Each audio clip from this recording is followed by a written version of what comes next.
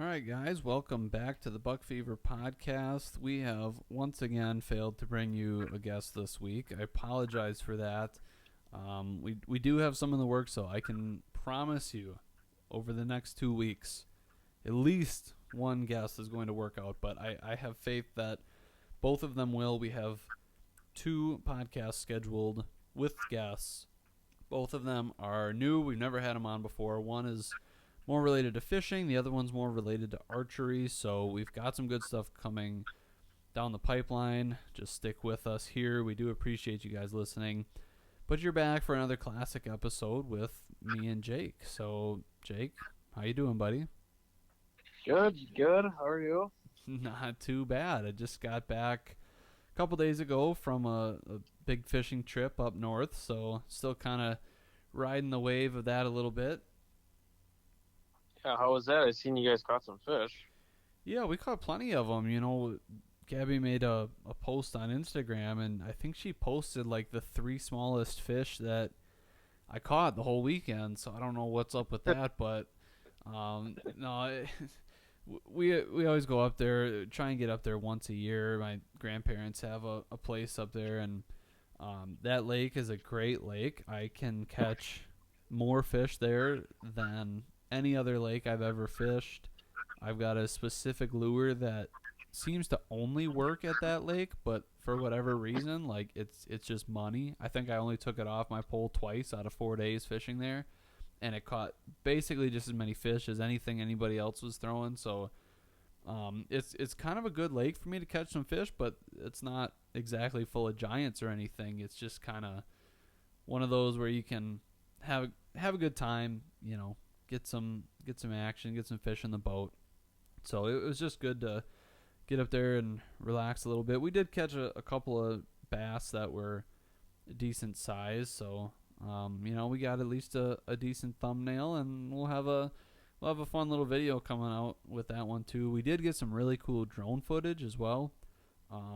We mostly fished for bass in northern, but we did a little bit of trolling where we could obviously catch those or walleye or whatever, and we did end up catching one bass and one northern while we were trolling, but got the drone up there for that so I could kind of follow that around and follow it in as Ben caught a northern on one of the boards, and had the drone up a couple other times too to get some cool shots. So it should be a little bit different than some of the other fishing videos that we've had out there too. A little bit more produced, more going on there. So I'm excited for it. It'll be a good video, and probably the last fishing that anybody's going to see from us for the year, I would think. We're kind of getting down to crunch time on deer hunting and food plots specifically.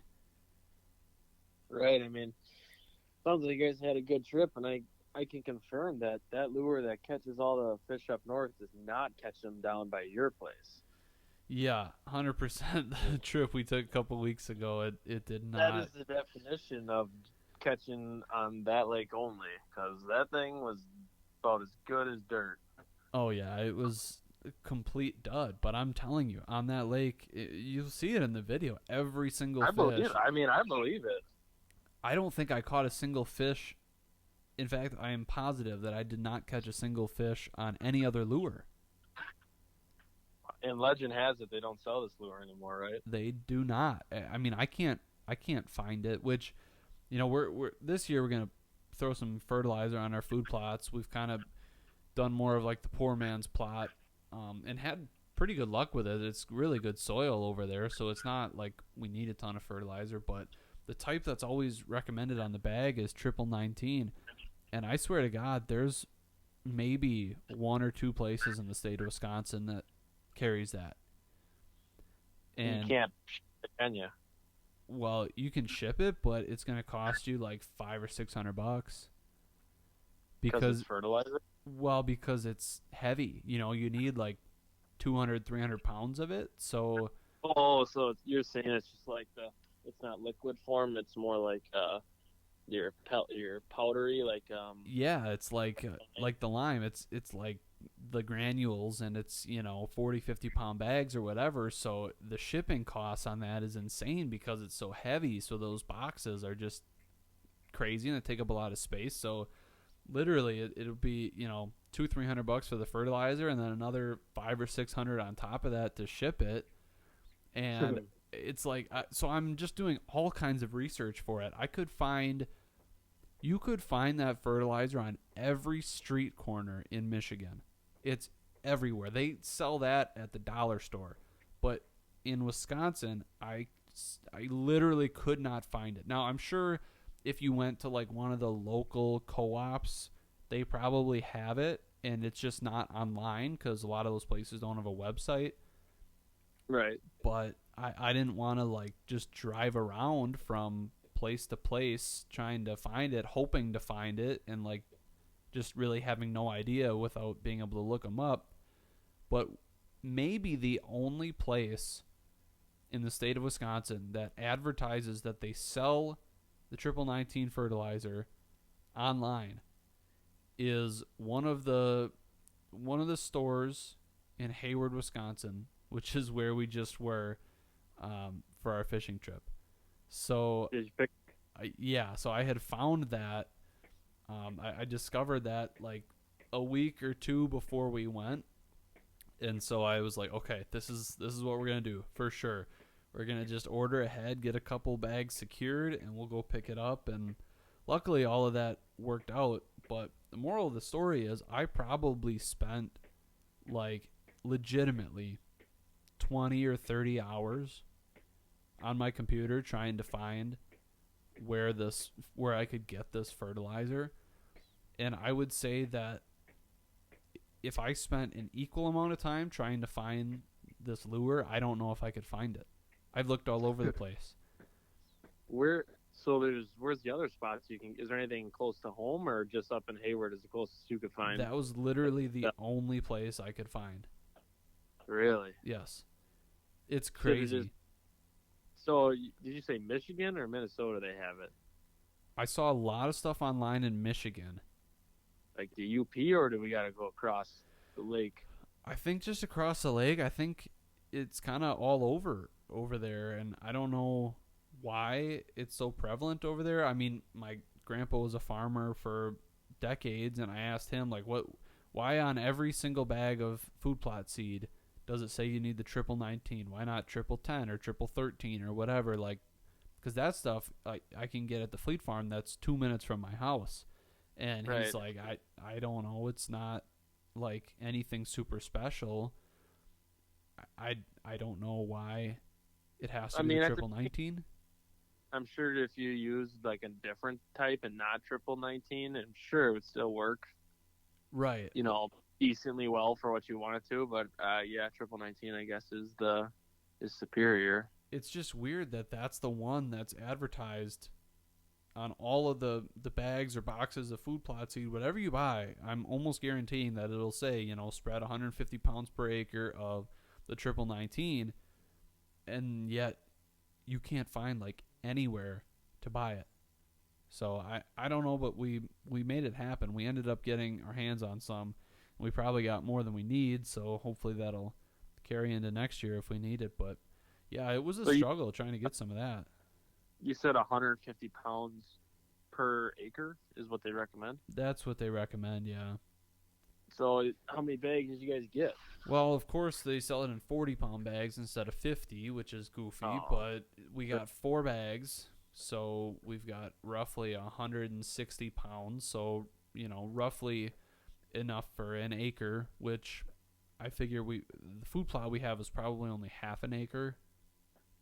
Right. So I know we're going to have for sure enough, probably more than enough, but I don't know. I'm excited about that. We limed them all too, and they say you got to lime them and have the pH balanced. Otherwise, it doesn't matter if you spread fertilizer because they won't take that up from the nutrients. Or they won't take up the nutrients anyways if the pH isn't balanced. So you got to start there and then fertilize and then plant and then maybe fertilize again after it's been growing for 3 or 4 weeks. So I don't know. We've pretty much just thrown the seed in the ground and hope for the best, and it's done pretty well up to this point. So I'm hoping that this year it's going to be above and beyond with all the extra stuff that we've put in to try and make sure it's going to be like really, really good. So How much does one of these bags run you? I want to say it's $30. Oh, not horrible. I was thinking like 50 or something. I mean, still $120, but still. Right. It's not horrible. I mean, it's just it gets to be expensive and it's a lot of work. That's why we've never really done it before cuz like all that lime, we had 60 bags of lime, 50-pound bags each, and we just spread them all by hand. Yeah, and those are like what, $5 a pop? They were like 370 or something. Or yeah. So like but still when you add it all up, like it ended up being quite a bit of money, a couple $100, and then the work that it takes to get those all spread by hand, and then the fertilizer will be nice because we can just put that. It's granular. It's not the powder, so we can put it in a seed spreader and throw it out there. So that won't take long at all. But still, the investment on it and No, we got the same thing. We're just between me, dad, my uncle. We split everything. So we got those solar panels and we got seed and corn seed isn't cheap, and then we got lime and all that. And we're going through and like holy balls, like this is a lot of money. right, yeah, and that's why with this food plot stuff and the planting of it, like I don't typically have too much anxiety with things. I guess I'm kind of lucky in that way. But with the food plot stuff, especially this year, I've kind of got a little bit of anxiety about it because it's one of those things where, like, if you don't get it right now, you can be sitting in your stand on opening day knowing that, like, if it went wrong, you can't fix it. Right. Like we're sitting here a month and a half before the season starts, and if we don't plant it at the right time or we don't get it in at all, or like if something gets screwed up here, we can't fix it at all. We're just going to be screwed. So you got to get it right and then just hope over the next 6 weeks that everything continues to go right and you get the rain that you need and all that stuff. It's a lot of variables between now and opening day. Yeah, I just bought all our seed for us like last weekend or last weekend, and I'm that domain stuff went up quite a bit from what I like. I don't know. I think we planted it 3 years ago, 2 years ago maybe. Yeah, We have been, but it used to be like what, $20 for like a jug of that stuff. I think It's like so. 35 now for some of them. Yeah, it's. I mean, all Like that stuff is just going up, and we got the Showstopper, and that was $30. I got Sugar Mama was 35, and then the SmackDown is 24, 25, and so those are the SmackDown is like turnips, mostly just turnips for that one, because I like one of our plots to have just strictly turnips and like radish. But then the Sugar Mama's got turnip, kale, and rape for fall attraction, and two varieties of clover and chicory for year round. So I'm not sure. I might put that one down in like our wetland area. okay. And then the showstoppers, I think the other one I got, I don't have them with me, but hybrid, Nebraska, turnip, and rapeseed for superior for fall and winter. I think that was it. Yeah. Okay. So we'll see. And then that corn, we got it from the feed mill in Van Dyne. I think that's where they got it from. And it was like,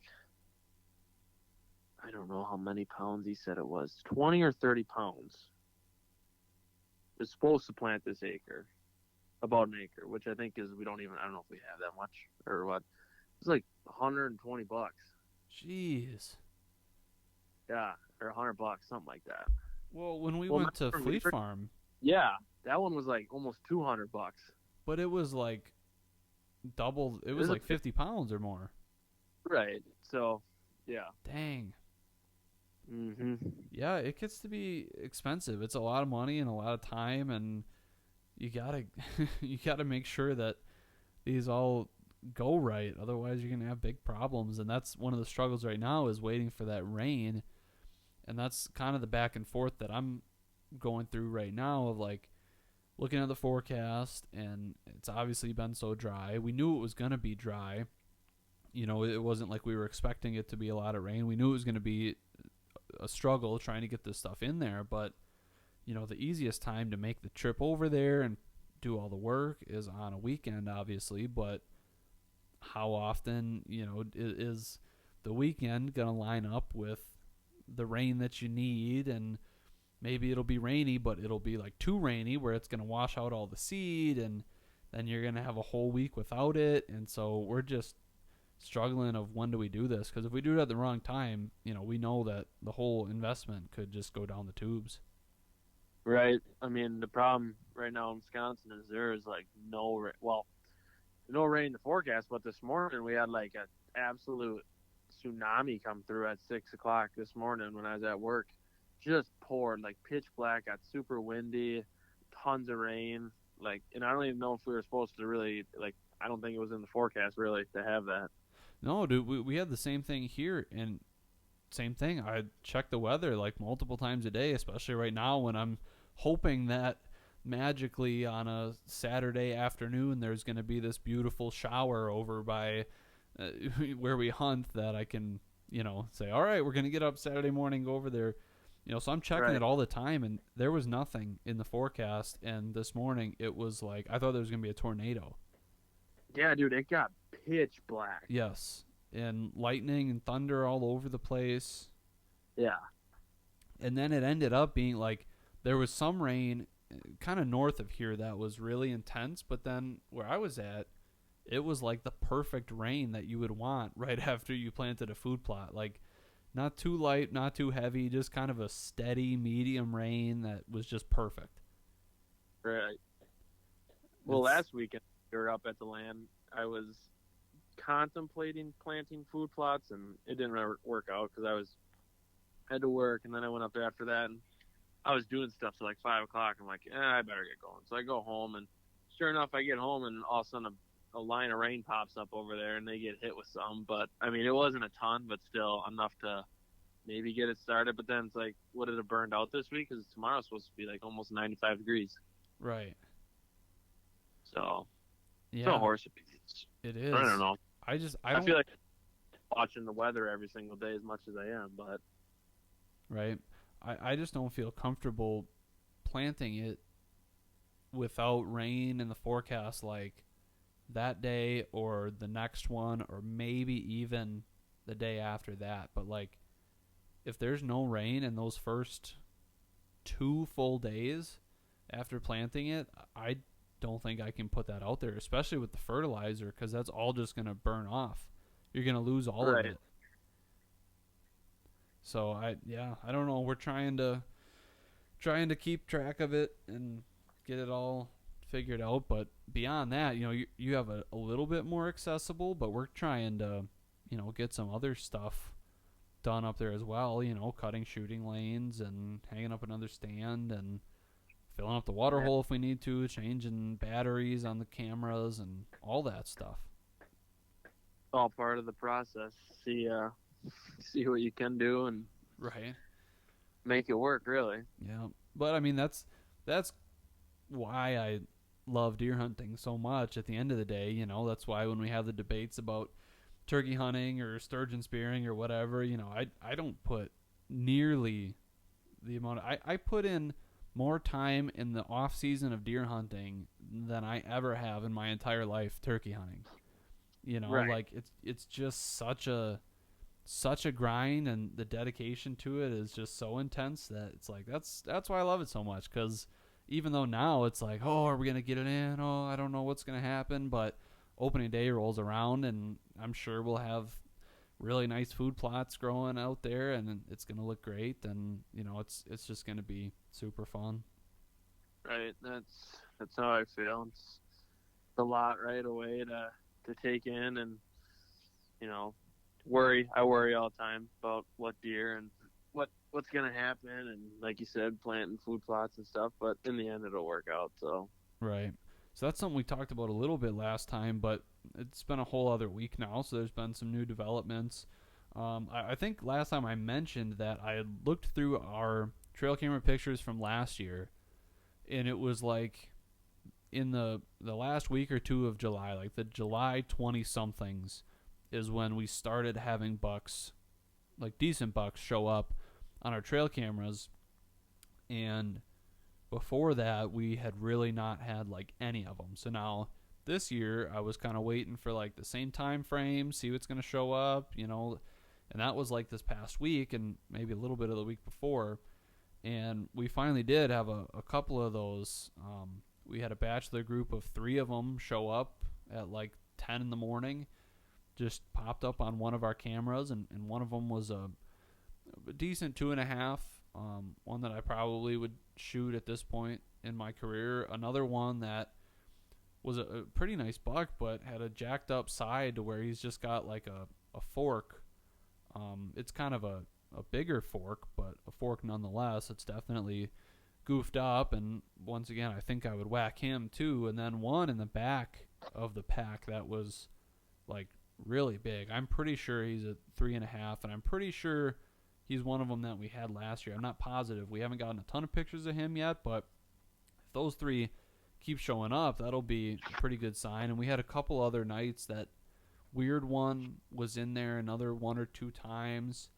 One of those other ones was in there once, so they're kind of starting to show up for me at least, which is on track with what happened last year as well.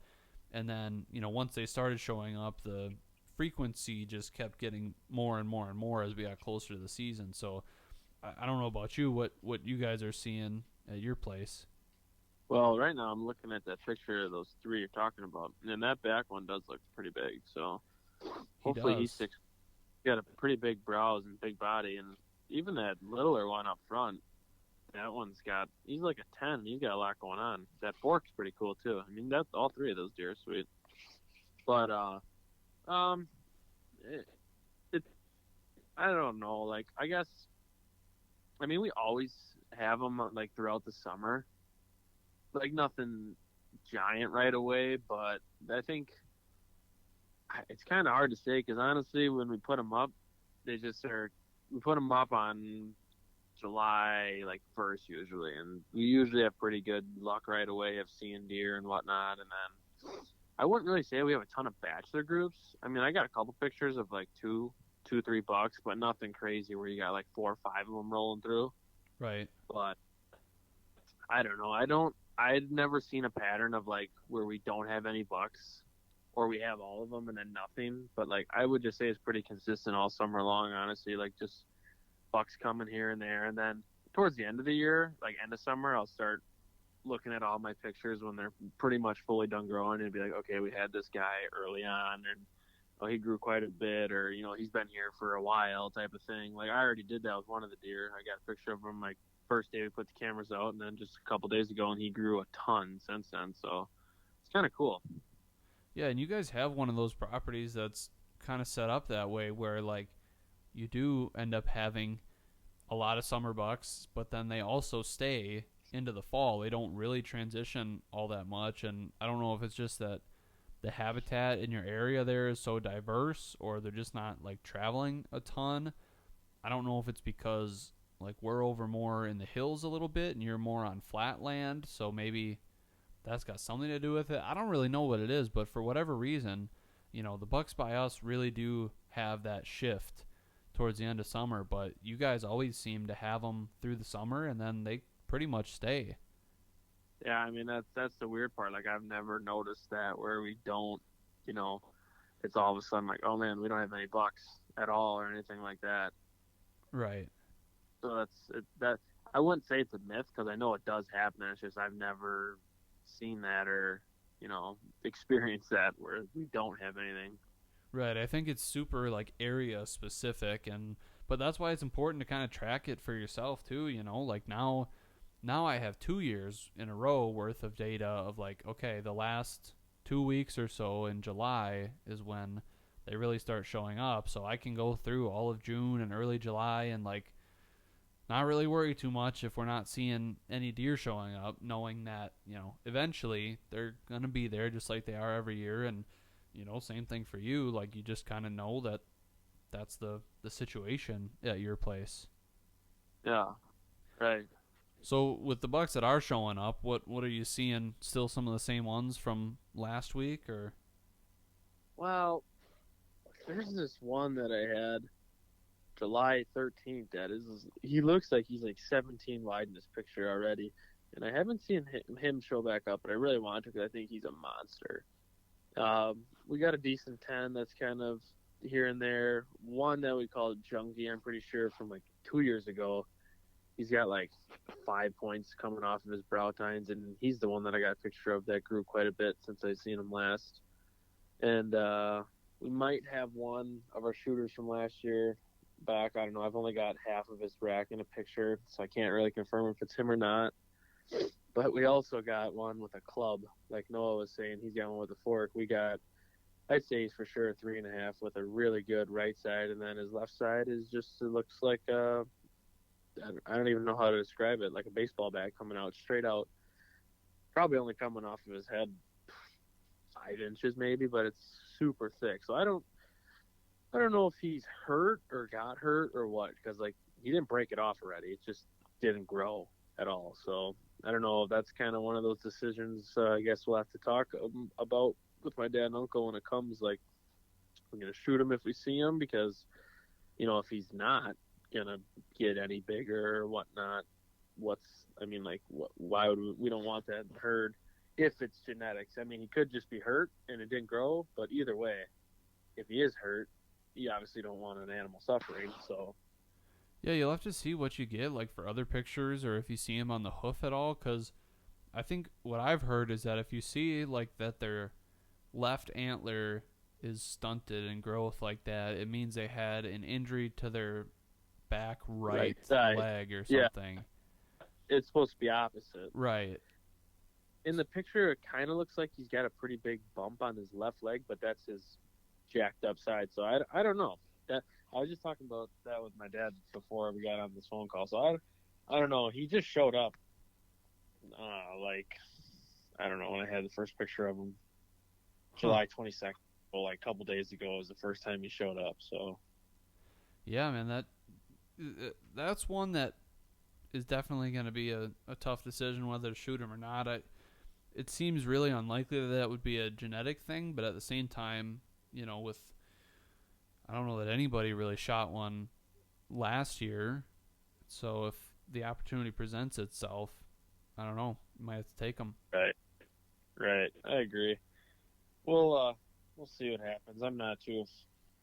I think those deer are kind of cool. Like, obviously, I probably wouldn't shoulder mount them, but I think that just having those bucks that are cool like that, every deer is not just your typical mainframe 10, and that you should wait out for all of them all year round. Like, you put in all this time and work. I mean, shoot the deer like that. I mean, I'm not saying like we're gonna go out and shoot a bunch of basket racks or whatever, which is just our kind of rules on our property. But this deer, I think he's cool, and he's got, I don't know, 3 more weeks to grow. So a lot can happen in that. It sucks because he would have been a tank if he had his other side, but Right. Well, obviously, with that one, like, he's not going to score anything, but it's still a mature deer. right, which is what you want. I mean, yeah, score is awesome and stuff too, but Right. But, like, the accomplishment to be able to harvest that deer and, fool his nose and to, get that close to a deer that's that old, it still is as much of an accomplishment as if he had the full rack on him. right, It's still that same deer, just without the rack, just like if he broke it off or something. exactly.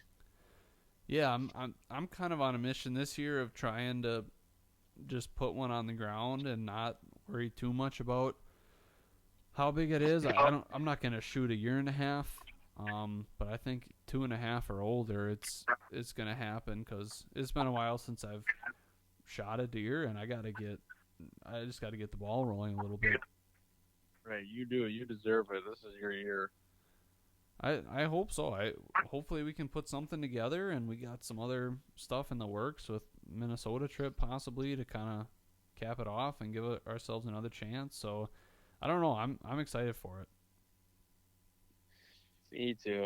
I'm excited for this year to start already. I mean, it's coming quick. Before we know it, it'll be here. But I mean, don't want to wish away the rest of the summer. But we Right. got like 1, 2, 3, 4, 5, 6, 7, like 7, a little over 7 weeks left. Yeah, but I right? mean, by the time you, yeah, it's something like that. But once you get the food plots in the ground and a couple more weeks worth of work, like it's gonna be coming up pretty fast here. Right. Oh, excuse me. And the pictures are that's what's most addicting. I wake up and like I said last podcast, that's the first thing I check, and I love as soon as I get a text, I'm looking at that and seeing what the area are, and they make it nice through the cutting back. You can see them right to your photos, which is so nice that Yep. I have them all right on my phone and can send them and whatnot. So Yeah, I love it. It's that's why I always try and have the cameras up for like the majority of the year, cuz even if it's not around the season, like I don't care. I like to see the bobcat run through every now and then, or a stray turkey that shows up on the loose, like whatever it is, I just like getting the pictures and seeing what's out there. right.